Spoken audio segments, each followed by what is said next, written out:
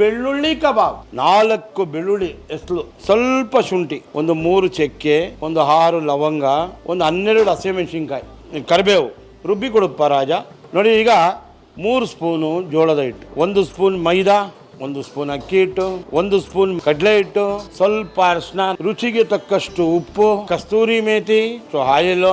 ನಿಮ್ಗೆ ಆವಾಗಲೇ ತೋರಿಸ್ಕೊಟ್ಟಿದ್ದನ್ನ ಮಿಕ್ಸಿಲಿ ರಫ್ ಆಗಿ ರುಬ್ಕೊಂಡಿದ್ದೀನಿ.